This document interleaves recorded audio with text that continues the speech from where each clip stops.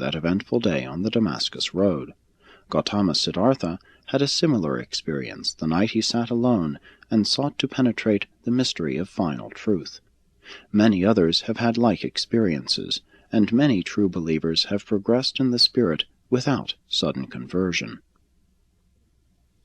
Most of the spectacular phenomena associated with so-called religious conversions are entirely psychologic in nature, but now and then there do occur experiences which are also spiritual in origin.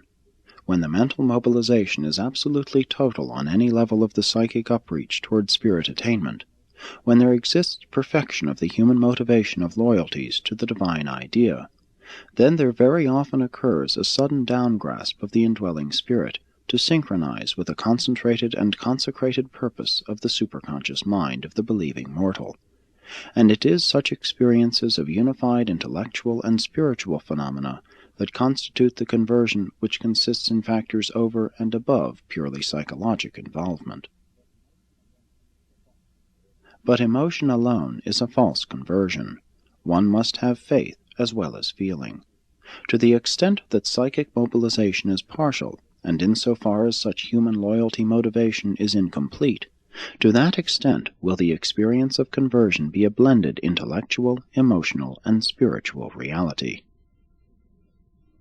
If one is disposed to recognize a theoretical subconscious mind as a practical working hypothesis in the otherwise unified intellectual life, then to be consistent, one should postulate a similar and corresponding realm of ascending intellectual activity as the superconscious level, the zone of immediate contact with the indwelling spirit entity, the thought adjuster. The great danger in all these psychic speculations is that visions and other so-called mystic experiences, along with extraordinary dreams, may be regarded as divine communications to the human mind.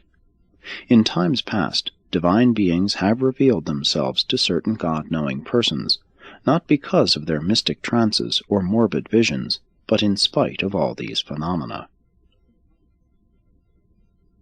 In contrast with conversion-seeking, the better approach to the Morontia zones of possible contact with the thought adjuster would be through living faith and sincere worship, wholehearted and unselfish prayer. Altogether too much of the uprush of the memories of the unconscious levels of the human mind has been mistaken for divine revelations and spirit leadings. There is great danger associated with the habitual practice of religious daydreaming. Mysticism may become a technique of reality avoidance, albeit it has sometimes been a means of genuine spiritual communion.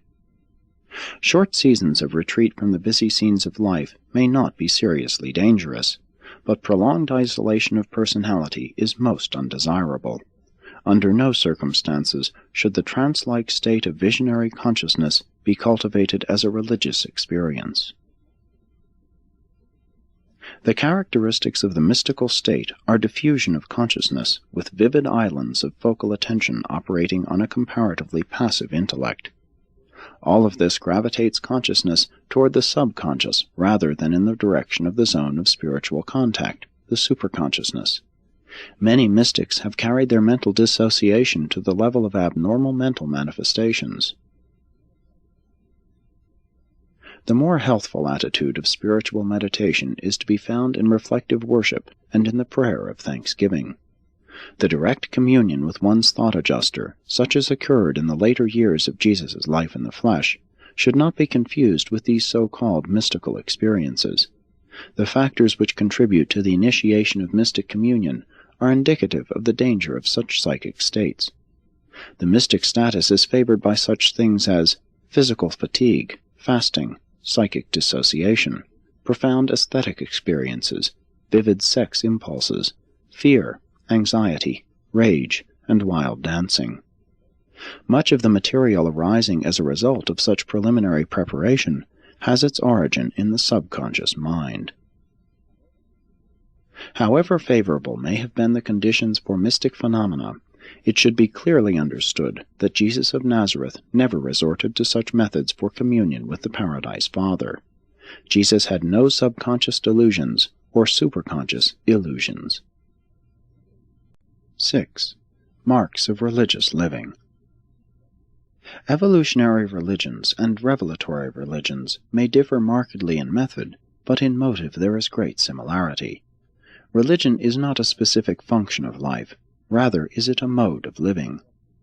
True religion is a wholehearted devotion to some reality which the religionist deems to be of supreme value to himself and for all mankind. And the outstanding characteristics of all religions are unquestioning loyalty and wholehearted devotion to supreme values. This religious devotion to supreme values is shown in the relation of the supposedly irreligious mother to her child, and in the fervent loyalty of non-religionists to an espoused cause. The accepted supreme value of the religionist may be base or even false, but it is nevertheless religious. A religion is genuine to just the extent that the value which is held to be supreme is truly a cosmic reality of genuine spiritual worth. The marks of human response to the religious impulse embrace the qualities of nobility and grandeur. The sincere religionist is conscious of universe citizenship and is aware of making contact with sources of superhuman power. He is thrilled and energized with the assurance of belonging to a superior and ennobled fellowship of the sons of God.